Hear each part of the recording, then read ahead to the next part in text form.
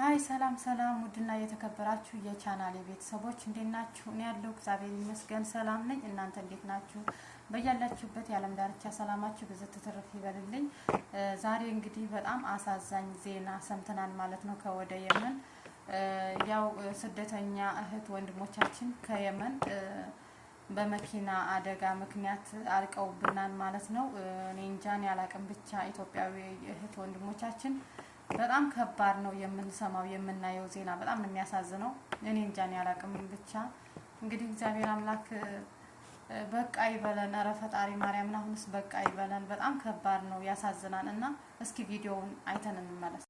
ሰላም ጤና ይስጥልኝ ክቡራትና ክቡራን የብሬክስ ቤተሰቦች እንደምን አላችሁ? በያላችሁበት የዓለም ዳርቻ ሁሉ ሰላማችሁ ዝዝት ይበልልኝ። ከወደ የመን የደረሰን እጅግ በጣም አሳዛኝ ዜና አለ። እንግዲህ እጅግ በጣም በርካታ ኢትዮጵያውያን እህት ወንድሞቻችን በዛሬው ዕለት በየመን ውስጥ ወደ ሁቲ ቦርደር በመግባት ላይ ሳሉ በደረሰ የመኪና አደጋ ምክንያት እጅግ በጣም በርካታ ኢትዮጵያውያን እህት ወንድሞቻችን ህይወታቸው አልፏል። እንዲሁም ደግሞ ከመኪና አደጋው በህይወት የተረፉም አሉ። በሰሞኑ እንግዲህ እንደሚታወቀው አሜሪካ በሁቲ ላይ የአየር ድብደባ አካሂዳ ነበር። በዛም ምክንያት እዛ አካባቢ ያሉ ሆስፒታሎች በሙሉ በራሳቸው ዜጎች እንደተሞሉ ነው እየተነገረ ያለው።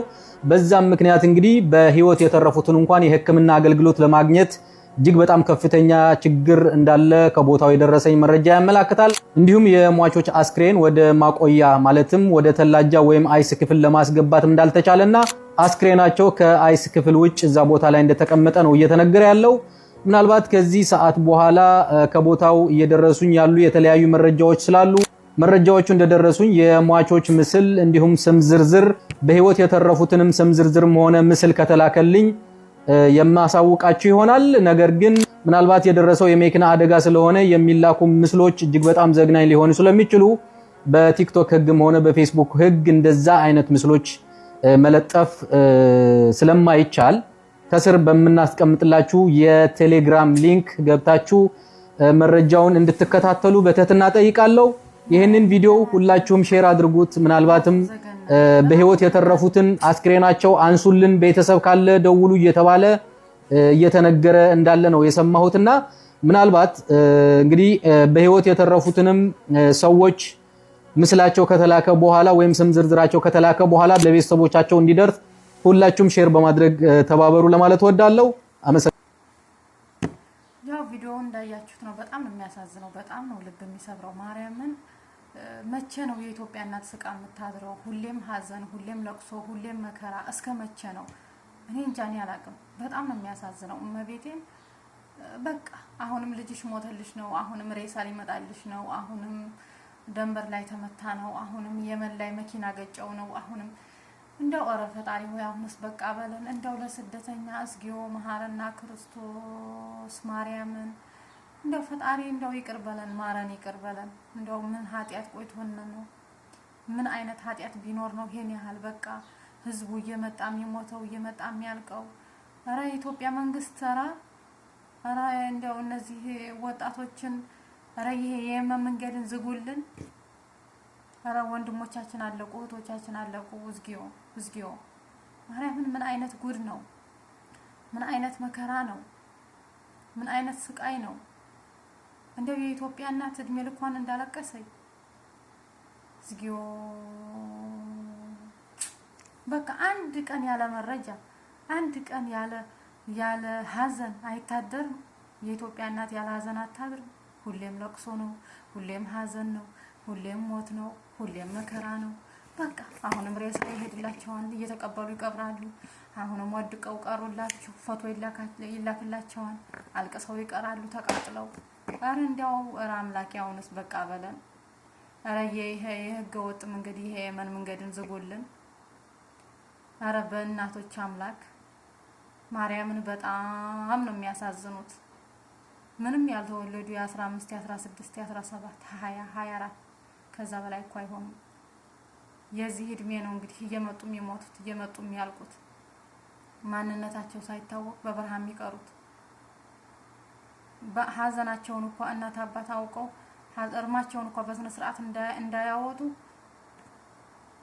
በቃ እንደወጣ ቀረ ልጅ እያሉ እድሜ ልካቸውን ሞቶ ታሞ የተቀበረ እና ሀፊቱ ሬሳው መጥቶለት አይቶ የቀበረ እናት እኮ ደግሞ ትንሽ ይሻላል። ግን እንደዚሁ ሙቶላችኋል አለ የለም እያሉ ያልተረጋገጠ ሁሌም እድሜ ልካቸውን እናት አባት ቤተሰብ ሀዘንተኛ ሆኖ እየኖረ ነው ኢትዮጵያ ላይ አብዛኞቹ።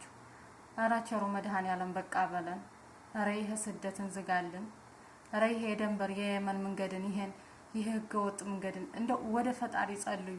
መድኃኔዓለምን ያለን አማራጭ ወደ ፈጣሪ መጸለይ እንጂ እነዚህ ደላሎች ትንሹ ትልቁን ኑ እያሉ እነዚህ ደላሎች ገና አሁንም ገና ግን ዝም ብለን ፈጣሪን ይቅር ይበለን።